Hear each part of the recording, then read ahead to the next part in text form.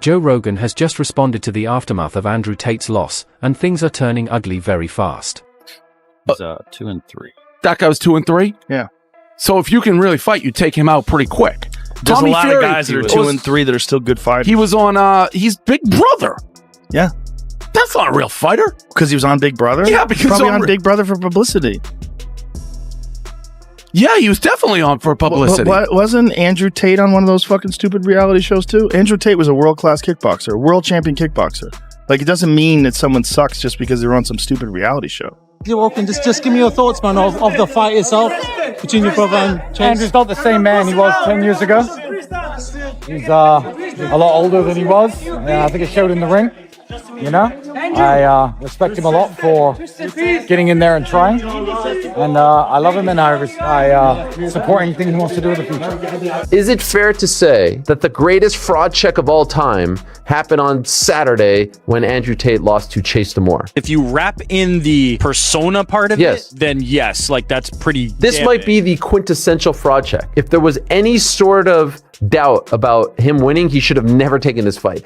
And now he's going online and he's doing the babyface thing of like, you have to live and I'd rather try and fail. No, that's not who you are. Your persona has nothing to do with failure. Your persona is about winning. Your persona is about achieving wealth and success. Your persona is not about trying and hey, if you don't succeed, you gave it the old college try. That is the antithesis of everything that you have spewed over the past 5 or so years. Miss me with the like, I'm proud of myself for trying. And I went in there against the champion who's really good. No, you didn't. You went in there and you looked awful and you failed. And so just be honest about that, because you have spewed all kinds of venom over the past 5 years about how you are the best and how you are the alpha male and how everyone else is a step below and all this other nonsense. And then you go out and fight. Like, unless he really needs the money, I am shocked that he did that. If we ever had a fraud check, that was the one. Because what was meant to be a simple boxing appearance has now become one of the most controversial moments in Andrew Tate's entire public image.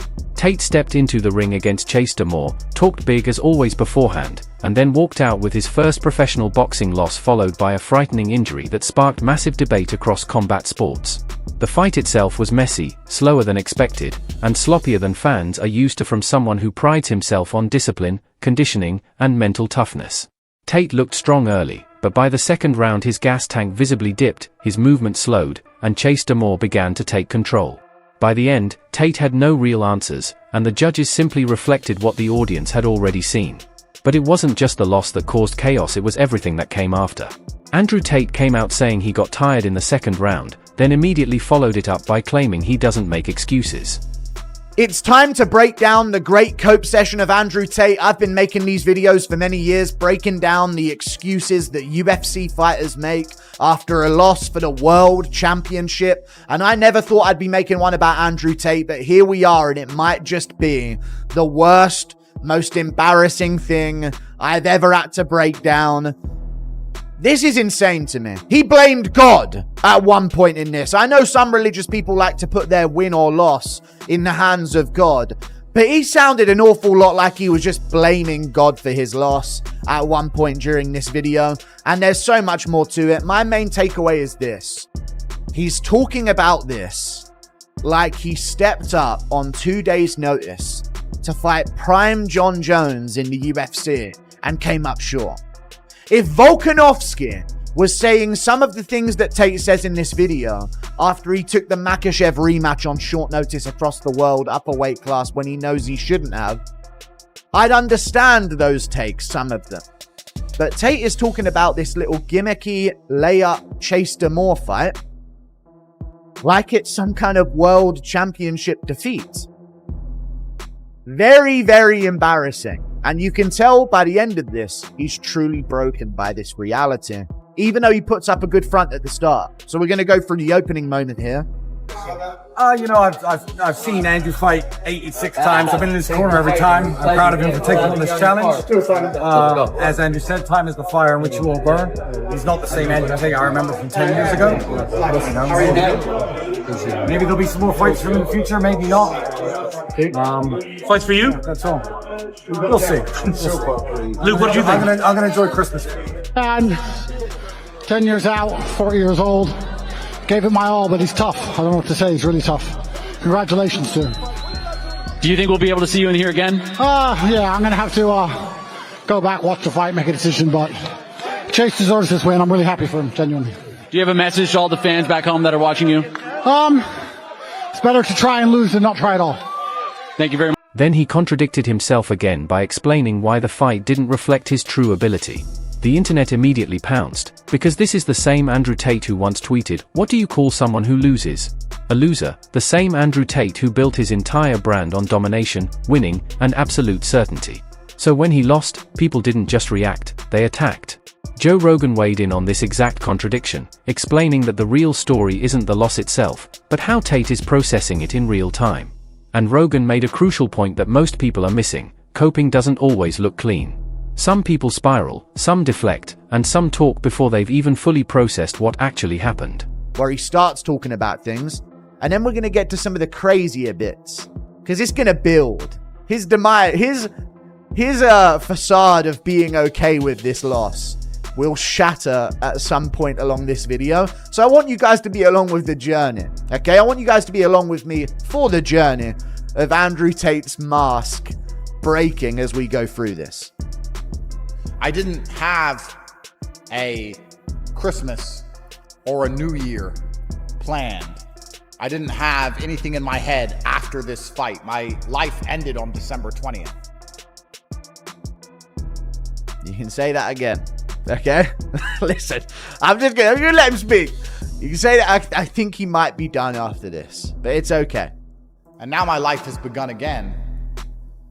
It's a unique position to be in. People are saying, "Oh, what about Christmas?" I'm like, "Oh yeah, Christmas. I forgot about Christmas. And I forgot about New Year. I forgot about everything. I only had one singular focus. I was just worried about this fight." Chase Damore in a Misfits boxing match.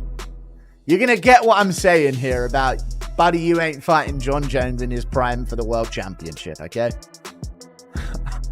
You're going to understand where I'm coming from the more he delves into his psyche about this loss. And I actually wish, for his sake, he would have said, "I should have taken it more serious." Because if he was taking it so serious as to there being nothing after this date for him in his life whatsoever, and that's what he came up with, it was an embarrassing performance.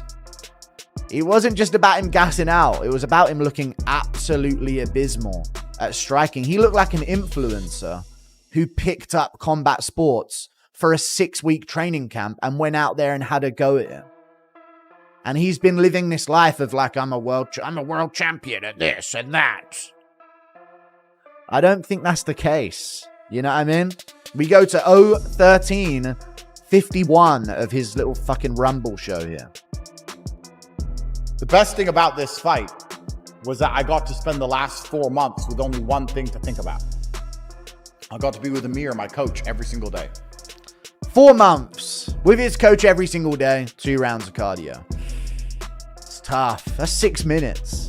Fair play to Chase Damore, because I think people, I said to a few people that I thought Chase Damore could beat Tate, Andrew Tate, and they'd be like, no, Andrew Tate will win. Andrew Tate will be easy. And I was like, trust me, Chase could do it. Chase could do it, man. Because Chase is awkward. That's what people don't understand. When you got, I don't know how tall he is, 6'5", 6'4". You've got someone like that in front of you, and they're awkward with it. They're very difficult to fight, and that's why Andrew Tate couldn't do anything. You know, I mean, I don't think Andrew Tate looked great anyway, but when you add that to how awkward Chase is, then it's going to be a hard night's work. And people don't remember. People only remember what I mean. It was a big meme, but people only remember Chase from when he was missing those shots and when against Josh Bruckner, 2022 November on the Mrs. Austin card, like fighting his dreams. Exactly, like he was fighting an invisible fighter, and that became a meme. If you look from where he's come from that moment to now, it's a big transformation. So I think people, because of that meme, people hold on to that rather than see his improvements. You know, I'm not saying he's the finisher article or anything like that, because he's still new to boxing. He still needs to learn great fundamentals and keep improving every time. But it's been a good journey. And that's exactly what this feels like. But here's where the narrative splits. On one side, critics say Tate exposed himself, that the cardio excuse proves he wasn't prepared, that he talked himself into a corner and couldn't back it up, and that this loss shattered the invincible image he sold for years. On the other side, something unexpected happened. A lot of people gained respect for him, because Andrew Tate didn't need to fight. He didn't need the money. He didn't need the exposure. And he didn't need to risk his image in a real combat sport. If you sit and say, I'm going to try this thing, and I know I'll succeed, and everybody is going to say good things about me. So to make sure that happens, I'm going to cheat, or I'm going to be underhanded. I'm going to do some sneaky shit, because I need these people to say good things about me. They already fucking own you. This isn't a lesson to be learned. You didn't need to cheat by hopping on roids or something to beat. You shouldn't have had to beat Chase Damore, Andrew Tate. Now I'm speaking to Andrew Tate as the real fighter I considered him to be. If you think you need to do these underhanded, cheaty things to get it done just because of what people are going to say, then they own you. Like, the only reason he lost this is because he just refused to hop on the sauce and cheat his way through this. He tried to do it the real way, and that's why you're all laughing at him? No, we're laughing because you look like shit and like you couldn't throw a fucking punch. I used to think, say what you want about Andrew Tate, he'd fuck you up. Now I don't know. Now I just don't fucking know. Even KSI, Jake Paul, calling him out in the early days, a couple of years ago. Logan Paul and Jake Paul calling out him and Tristan. The comments used to be saying, they wouldn't call out real fighters. You know, people forget, man. Andrew Tate and Tristan Tate are real fighters. They want to watch themselves before they call out them. Now it would be different. Now I think the narrative would be, man, Andrew Tate don't want nothing to do with Jake Paul. If Andrew Tate fought KSI, it'd be flatlined. This isn't what we're not mocking you because you refuse to hop on the sauce to beat Chase Damore. You should have just looked a bit better at fighting against him. You look like a pansy out there. That's the critique we have.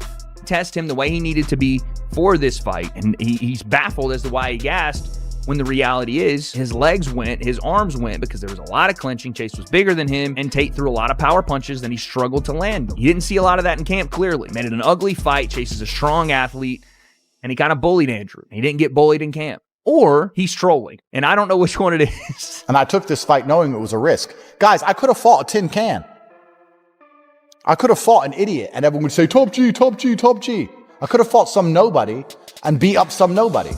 But what's the point in that? He called Chase a nobody and an idiot before they fought. I mean, again, it just writes itself. What's the lesson in that for me? Where's the lesson in that for you? I put it on the line. I get in the arena. Everyone with an opinion is on the sidelines. Imagine living a life where you're so afraid of loss that you never get to win. You sit in the corner as a coward, writing Twitter comments at people who take risks you will not take. But he don't care about it, y'all. He don't care. If he would have come on here and been like, you know what, I'm fucking pissed off at people talking shit, then I would respect this a lot more. But you can't come on here and talk about, oh, I don't care about what people got to say, and then go on a diatribe about what people got to say, dude. You can't. Napoleon is in the history books. He lost battles. He lost to Chase Damore. I'm playing. And you have to know that, and you accept that when you agree to take the risk in the first place. Facts. I agree. And that is the barrier that prevents most people from getting anywhere. The what if I lose? I just lost in front of the world. Mm-hmm. Got paid $20 fucking million fucking dollars. I'm fine. And immediately, dude. Immediately, I lost in front of the world. And instead of being like, boom, end the video, I'll move on, I'll get better, I'll come back stronger, he's like, by the way, though, got paid more than you ever will. I don't care about what you think, though. Oh my God. I don't know why I found that so. $20 million. That's a lot, dude. That is crazy money. Shout out to him, dude. Life changing for most of us. Probably not for Andrew Tate. I'm still waiting on what would have happened should he have won to change his life, because that's what he said. Yet he did it anyway, and losing might paradoxically make him more relatable than ever. For years, Tate's message has been about rising from weakness, using pain as fuel, and rebuilding yourself after setbacks. Now, for the first time, he's living that message publicly, not from a position of dominance, but from defeat. That resonates with people. Joe Rogan pointed out that this could actually be the beginning of a more dangerous version of Tate, not physically, but mentally. Because if Tate truly processes this loss instead of running from it, it gives him a narrative he's never had before. The question now is what happens next? Does Andrew Tate return to boxing? Does he rematch Chase Damore? Does he tighten his conditioning, fix the holes, and come back sharper? Or does he chase a bigger name KSI, Logan Paul, even Jake Paul, using this loss as the setup for a redemption arc? Because combat sports love one thing more than dominance: a comeback. Andrew Tate lost, but the story is far from over, and whether this moment breaks him or rebuilds him may define the next chapter of his entire legacy.